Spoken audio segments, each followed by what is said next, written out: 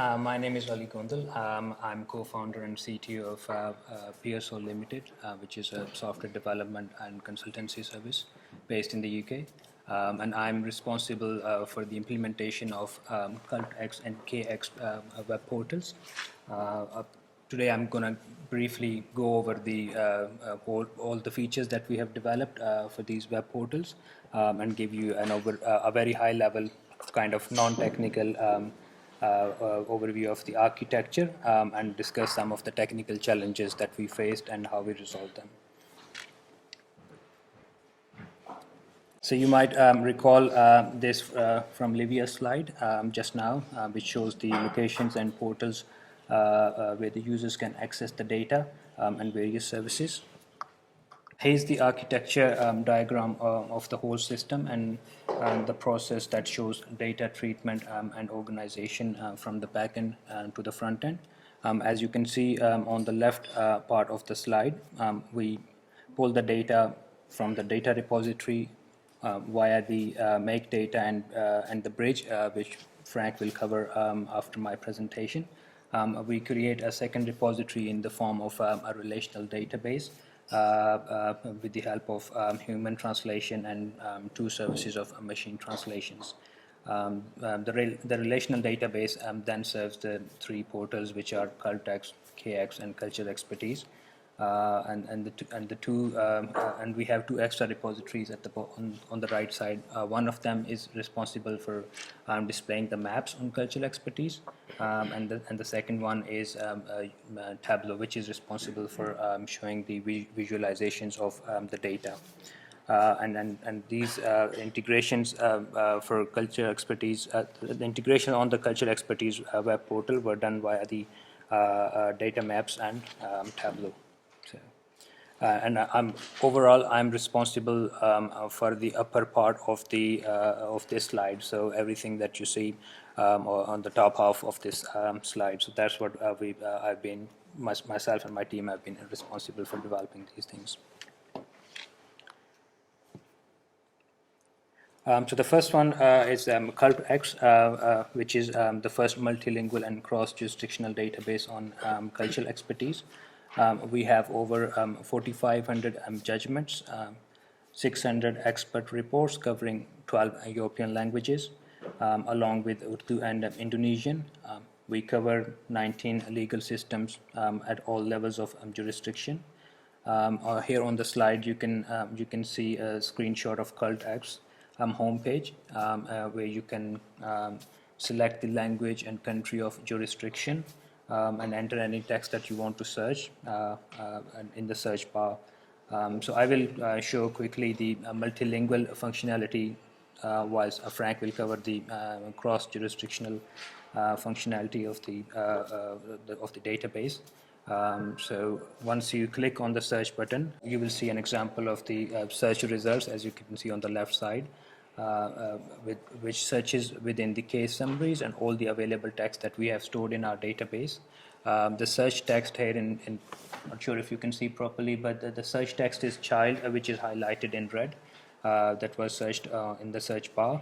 And you can also view the citation details and various tags associated with all the cases. You also have the option to translate the summaries and open the case to view more details.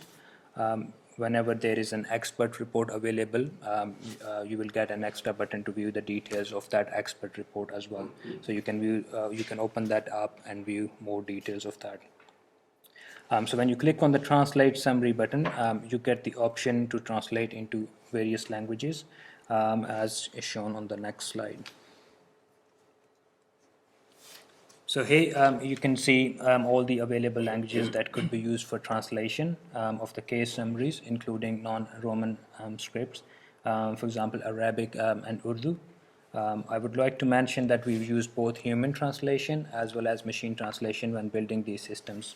For example, all the translation for Urdu are done by humans compared to the machine, and the rest of the languages are mostly done by machine translation. So now if we click on the open case, we'll see the details as shown on this slide.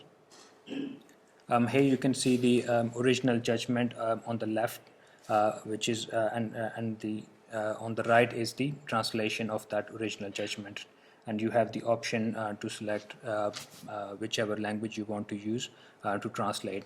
So on the left is the English translation, on the right I believe it's the German.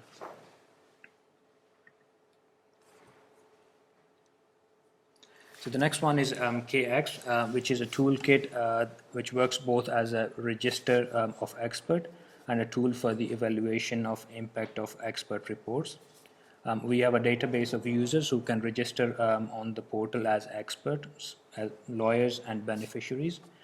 We have the option of for registered users to get certified, and the administrator must approve them before they can use various functions of the website. For example, rating the expert reports, etc. The screenshot on the left shows the homepage of K-EXP, where the users can register or log on to the system. And once they are logged on the right, you can see the list of expert reports, where the user can view the expert reports, which are extracted from the CULTEXP database, and then which are assigned to the experts, and they can then evaluate according to the indicators of impact for each of the factors from 1 to 5. So this slide shows a flow from the user point of view. Starting from the left, they can view the list of reports, open detailed reports, and then click on individual reports to rate based on the factors. So that covers the K-EXP part. Yeah, finally, sorry, there's one more element, which is the once we have collected all the data. So once we have collected all the data that can be used to provide the expert reports review, as shown here. And so this concludes this part for K-EXP, and we now move on to the maps on the next slide. So we have also created maps that can be navigated by the users, who can click on any country to zoom in and see the sites of out-of-court culture expertise. The locators are colored in the function of the kind of service that is being provided, for example, health, education, detention, etc. So when we click on the map pointers, a pop-up opens which provides more information.